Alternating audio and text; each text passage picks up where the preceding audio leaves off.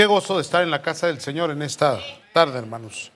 Dios ha sido bueno con nosotros. Hechos capítulo 14, por favor, versículo 19 al 20. Voy a pedirle que me preste un poco de atención porque vamos a hablar de un tema un poquito complicado. Estoy tratando de sustraer de los acontecimientos históricos en las ciudades donde Pablo y Bernabé predicaban,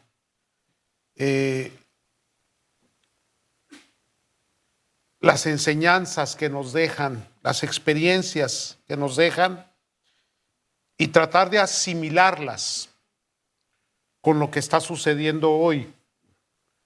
Tratar de contextualizar correctamente, hermanos, y entender por qué necesitamos el Espíritu Santo. La vida nos obliga a tomar decisiones. No podemos nosotros, hermanos, evitar esa responsabilidad. El hecho de que no tomes una decisión, las circunstancias la toman por ti.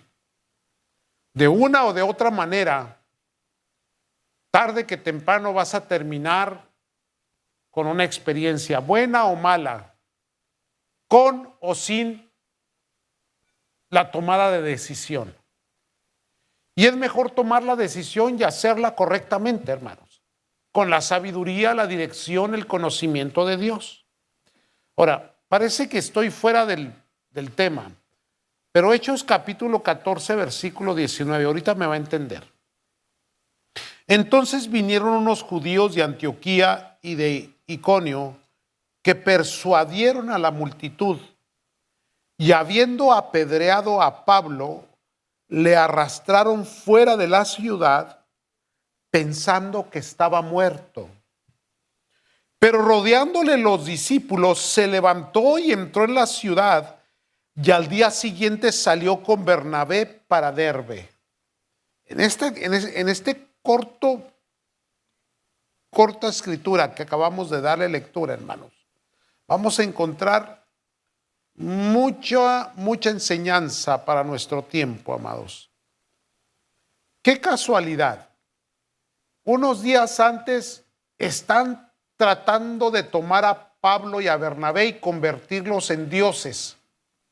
Les están queriendo sacrificar, ofrecerles sacrificios, hermanos. Y ahora la misma turba, la misma gente, ahora lo está apedreando y lo está considerando muerto ya. Qué terrible, ¿no? ¿Cómo puede una multitud, hermano, en un momento verlos como dioses? Y de repente hay un cambio, hermanos, en donde la gente se amotina, lo toman, lo apedrean, lo sacan de la ciudad y lo dejan por muerto. Recuerde que el Señor Jesús tuvo la misma experiencia, hermanos. El Señor Jesús entró a Jerusalén y le fue llevado a aquel pequeño burrito en el cual se sentó, entró a Jerusalén y la gente proclamaba, ¿verdad? Bendito el que viene en el nombre del Señor. Y lanzaban las alabanzas y luego ponían los mantos y luego también con las, ¿qué más? Con las palmas, ¿verdad? Se hacía todo aquel desfile. Y una semana después estaban gritando, crucifícale, crucifícale.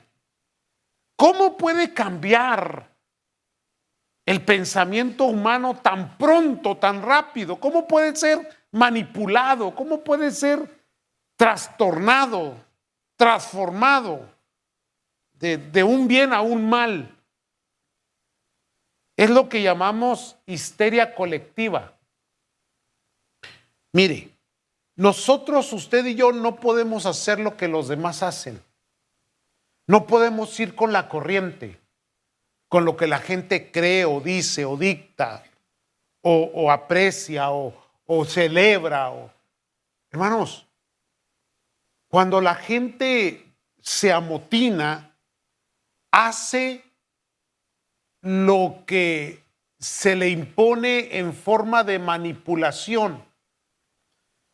Es muy peligroso las turbas, es muy peligrosa la gente amontonada. La histeria colectiva es muy peligrosa, hermanos. Cosas suceden en las fiestas, en las manifestaciones, en los estadios, en los conciertos. La gente llega el momento en que pierde su propia identidad y se convierte en una identidad colectiva.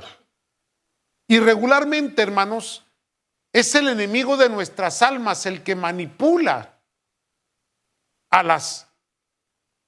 al grupo de gente amontonado. No es Dios, hermanos. Este es un ejemplo de ello.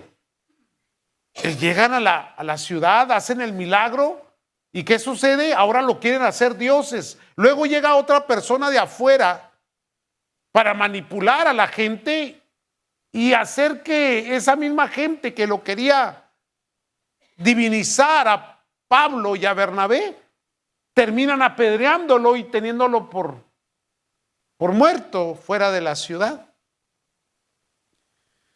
Es muy peligroso, hermanos. Las redes sociales están jugando un papel muy importante. El sistema en el cual vivimos está, hermanos, mostrando algo que está verdaderamente alarmante. La gente está siguiendo lo que otros siguen en grupos. Los jóvenes están siguiendo, haciendo lo que la mayoría hace, lo que la mayoría dice, lo que la mayoría dicta. Esos movimientos, como los movimientos que se han levantado últimamente del LGTB, ¿verdad? Muy común, muy popular. Fíjese que son un grupo tan pequeño, es un grupo muy pequeñito, hermano, pero que ha buscado la manera de manipular las masas. Y la gente escucha y oye y a través de las redes sociales se publican y se hacen grandes ruidos y escándalos y movimientos.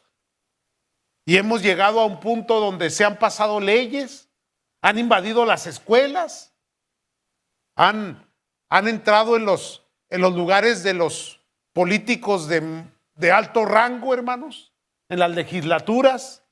El estado de California está echado a perder por un grupo tan pequeño, pero que supo manipular las masas. ¿Me están siguiendo, santos? Voy un poquito despacito, pero necesito que me ponga atención en esto. ¿Qué sucede cuando comenzamos a hacer lo que la gente hace? ¿Qué sucede cuando nos añadimos a grupos o entramos en las manifestaciones? Mire, aquí en la iglesia somos muy apáticos, poco emocionales, ¿no? Pero si vamos a un estadio, ahí gritamos, ¿sí o no? Ahí nos emocionamos. A ver, los que le van a la América, voy a orar por ustedes para que Dios los salve. Pero se emociona, ¿no? ¿Por qué? ¿Por qué cuando estamos en grupo pequeño no nos atrevemos a hacer lo que hacemos? Pero les voy a dar un ejemplo. Estamos en una fiesta familiar y le vamos a cantar Happy Birthday a alguien. Feliz cumpleaños, ¿verdad? Entonces, nadie te dice a ti, hey, cántale Happy Birthday porque tú no sabes cantar, digan amén. No te sale. Pero cuando todos cantan, tú entras en el cántico también. ¿Verdad que sí? Lo que no puedes hacer a solas, si te atreves a hacerlo en grupo. Porque es una histeria colectiva. Es reacción colectiva. ¿Por qué comenzaron a gritar: crucifícale. Yo estoy seguro que el enemigo de alguna manera impulsó a que alguien comenzara el grito, y nomás se ocupa que alguien tiene la primera silla para que empiecen a volar sillas por todos lados. Cuando hay una histeria colectiva, tú no puedes hacer lo que la gente hace. No puedes decidir o no puedes permitir que tus decisiones estén basadas en lo que la gente y los grupos dictan. Nosotros tenemos el dominio propio. Somos pensantes, hijos de Dios. Y no nos dejamos arrastrar por ninguna influencia, ni ningún tipo de actividad donde conllevan las masas, donde es arrastrado, porque todo el mundo lo hace, yo también lo tengo que hacer. Porque toda la gente piensa así, yo también tengo que pensar así. Y ahí es, hermano, donde usted y yo entramos siendo diferentes. No hacemos lo que los demás hacen. No decidimos como los demás deciden. Los hijos de Dios tienen su propia identidad, su propio camino. ¿Verdad que sí? Tienen, hermanos, sus propios propósitos, su propia dignidad, y no son influenciados por nadie más, ni menos por masas o por grupos o por personalidades o por artistas o por nada de eso, hermano. La gente enloquece. El Hijo de Dios no, hermanos. Pero ¿qué es lo que pasa, hermanos, en esa colectividad? Que la identidad se diluye, desaparece. Cuando ya estás con un grupo de gente que está haciendo algo, dejas de ser tú mismo para ser parte de ellos. Y por eso te atreves a hacer cosas que cuando estás solo no te atrevías a hacerlo. Esto se le llama contagio o sugestión. Ni estás contagiado, ni eres una persona que se sugestiona. Vuelvo a repetir, eres un hijo de Dios. Adoras porque te nace del corazón.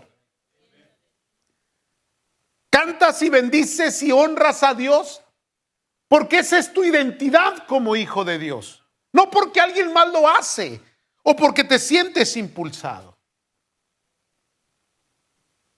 Porque entonces la única forma de sentir su presencia o de hacer la voluntad de Dios es cuando estás en el grupo de la iglesia. Pero una vez que sales del grupo, se acabó tu adoración. Vives una vida tan común y tan secular como cualquier otro pecador. ¿Siguen aquí? Entonces en los grupos, hermanos, se vuelve la persona impulsiva y ya no razona. ¿Cómo es que termina apedreado por una turba? O Cristo crucificado. Obviamente todo debe al propósito de Dios, ya lo sabemos.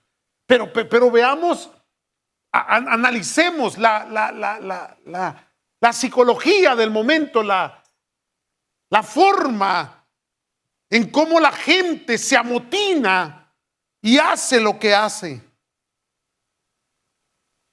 Lo que no se atrevían a hacer solos. Como que necesitamos venir en grupo para hacer algo que al último no queremos hacer, pero que nos hace sentirnos bien por alguna razón. ¿Se recuerda cuando trajeron a la mujer a los pies de Cristo Jesús, sorprendida en adulterio, entre comillas? Y digo entre comillas porque ¿por qué la trajeron a ella y no trajeron al que? Pues sí.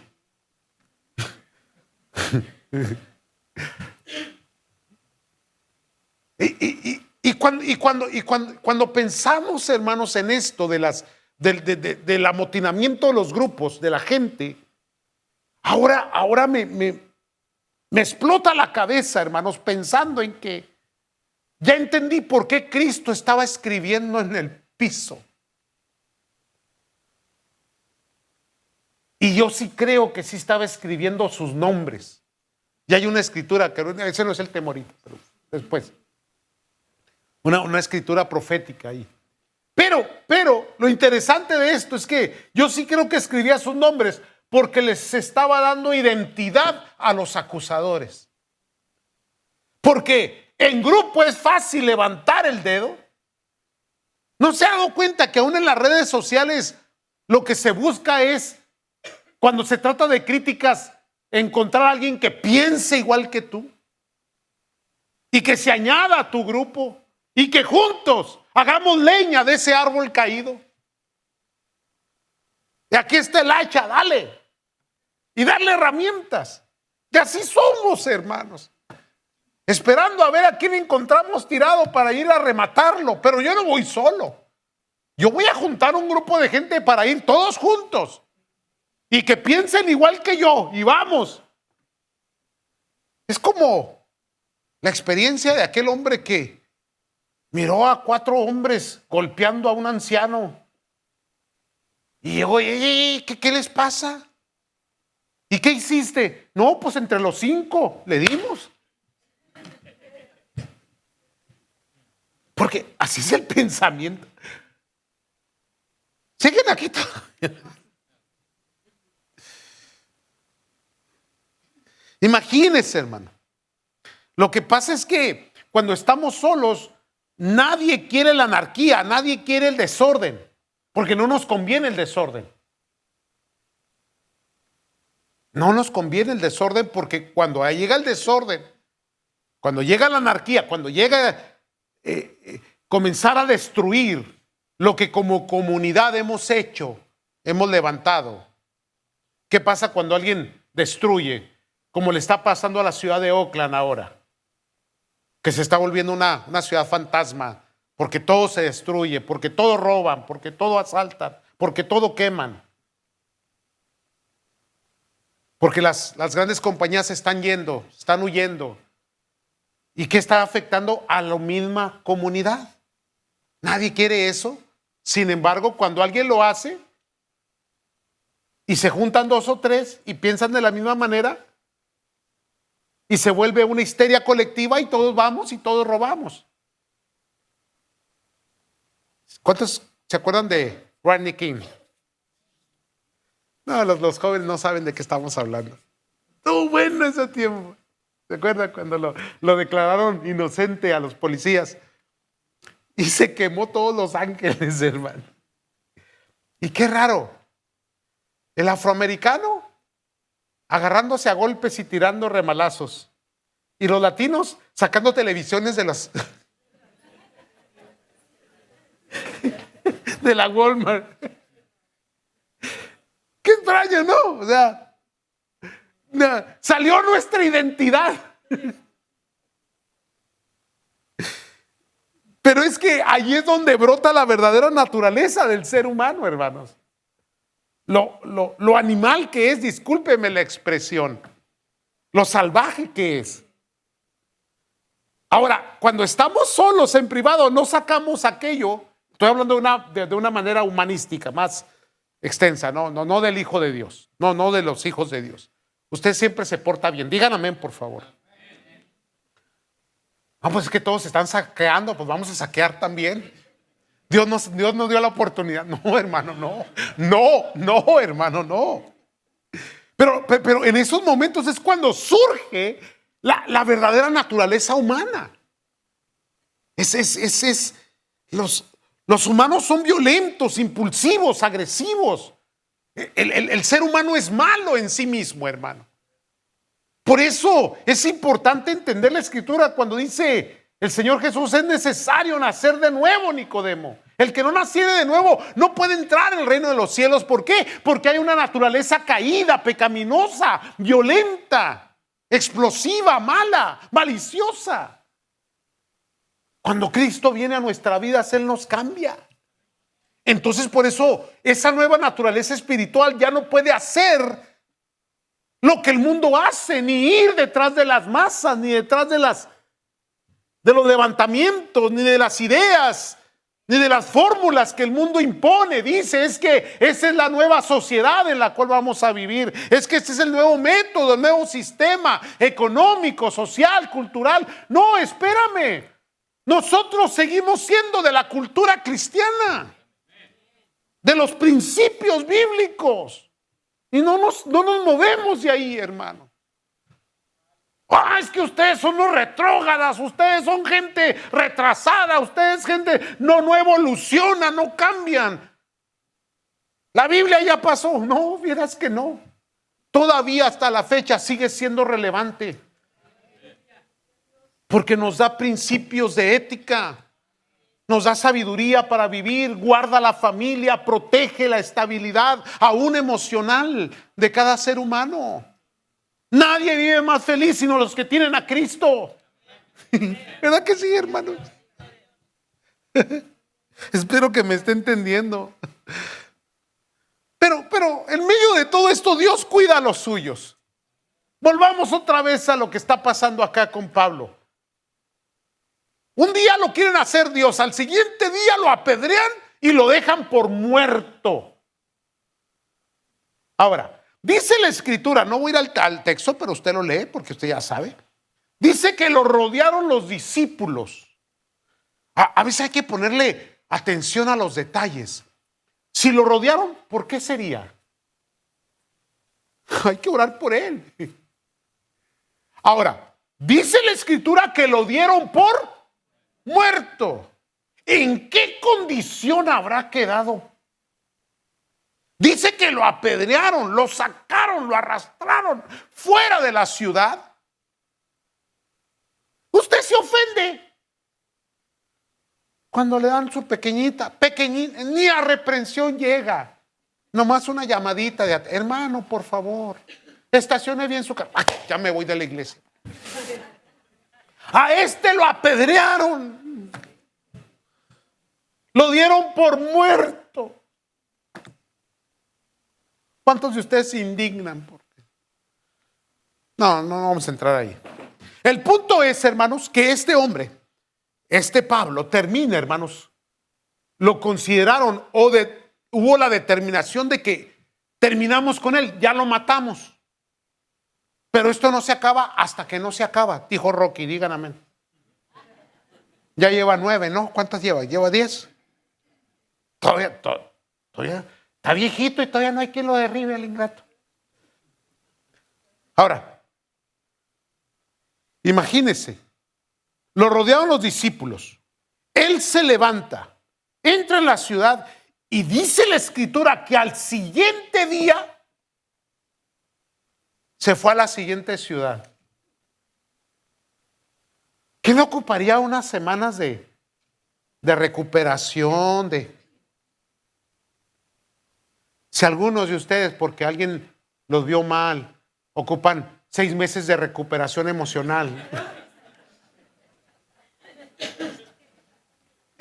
Ay, qué rollo saca el pastor ahora. ¿Qué pasó? ¿Por qué no llegó a la iglesia? Estoy en recuperación emocional, hermano. Ando herido. Este se levanta y al siguiente día, ahora, obviamente quiero concluir, quiero ver que cuando se pusieron alrededor de él, fue una oración poderosa que le restauró, que le levantó. No da detalles la escritura, no pongamos nada ni agreguemos nada que no está escrito. Pero podemos pensar y concluir que si lo dieron por muerto y al siguiente día está yéndose ya a su viaje misionero, ¿por qué no se quedó hasta hablar una demanda? ¿Aló? ¿Por qué no fue al hospital? ¿Por qué no? ¿Por qué no se hizo la víctima? ¿Por qué no buscó venganza?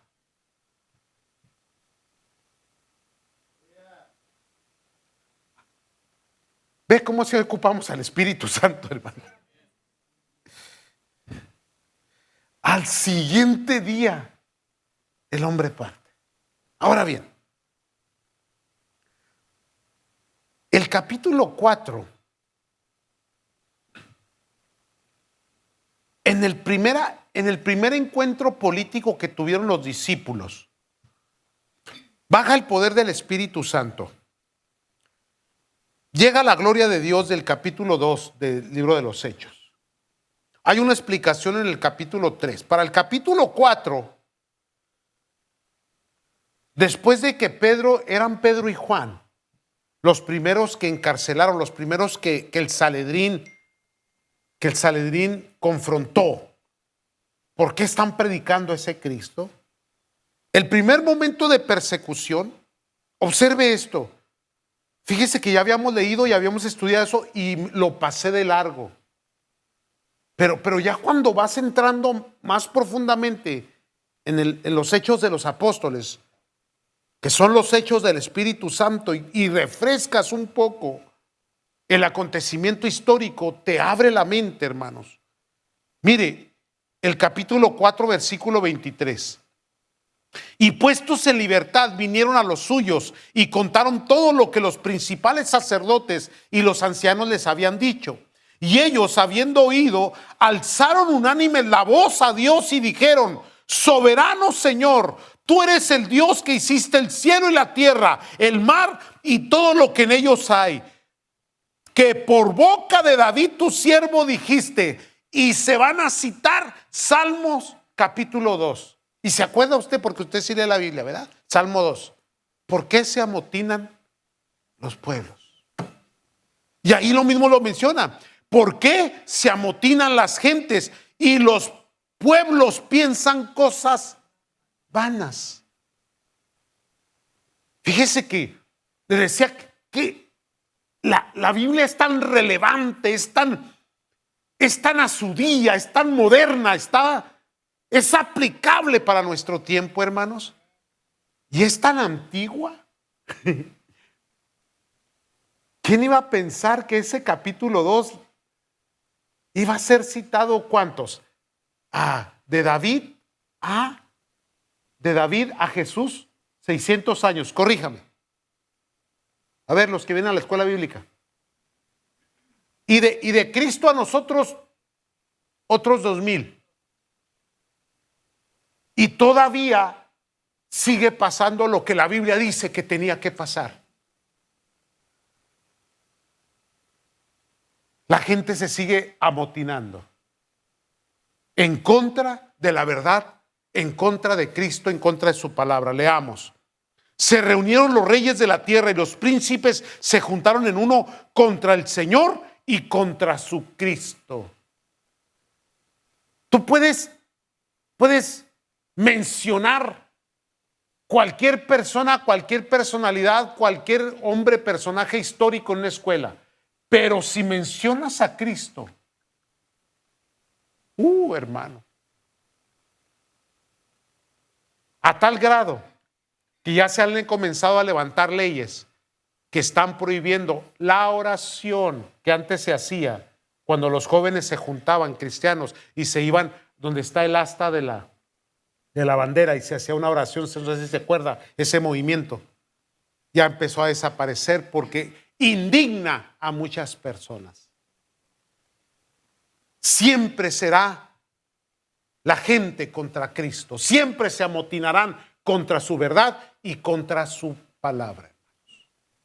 Necesitamos el Espíritu de Dios. Vamos a pelear contra grandes grupos que vienen en contra de la iglesia, hermanos. Si la iglesia se aferra a la verdad de Cristo y se aferra a la palabra de Dios y a los principios bíblicos, se va a convertir en un enemigo de la sociedad moderna. Antes se consideraba una nación cristiana. Antes se alababa, se bendecía, se exaltaba la ética cristiana. Hoy es algo totalmente irrelevante para nuestro tiempo. Es enemigo de la sociedad. Es algo que indigna. No menciones a Cristo. No quiero a tu Cristo. No hables de ello. Y aún la gente cristiana está tratando de mantener silencio. Porque si se dan cuenta que es un cristiano, si es un nacido de nuevo, si va a mencionar a Cristo, va a hacer que toda la gente se vuelva en contra de ellos. Estamos dispuestos a pagar el precio, hermanos, como lo pagó Pablo. Y tenemos un montón de gente asilenciada por no entrar en controversia. Y hemos dejado de predicar a Cristo Jesús como Señor y Salvador de la humanidad. ¿Alguien me está escuchando, hermano? Déjeme acabo la lectura porque está muy interesante toda la lectura, ahí mismo el capítulo 4, versículo 27. Porque verdaderamente se unieron en esta ciudad contra tu santo Hijo Jesús, a quien ungiste, Herodes y Poncio Pilato, con los gentiles y el pueblo de Israel, para hacer cuanto tu mano y tu consejo había antes determinado que sucediera. Ya Dios lo había determinado, hermano. Versículo 29. Y ahora, Señor, mira sus amenazas. Concede a tus siervos que con todo denuedo hablen tú palabra, mientras extiendes tu mano para que se hagan sanidades y señales y prodigios mediante el nombre de tu santo Hijo Jesús. Cuando hubieron orado, el lugar en que estaban congregados tembló y todos fueron llenos del Espíritu Santo y hablaron con denuedo la palabra. Siempre va a haber una turba que se va a levantar. Ahora, por favor, no me malentienda. Sí, vaya al estadio. Sí, emociónese. Sí, haga lo que usted quiera. Brinque, porque perdieron los 49ers. Haga lo que sea. No importa. Pero con la misma euforia, con la misma pasión con la cual le gritaste a la América para que ganaba, así grítale a la gente que Cristo salva.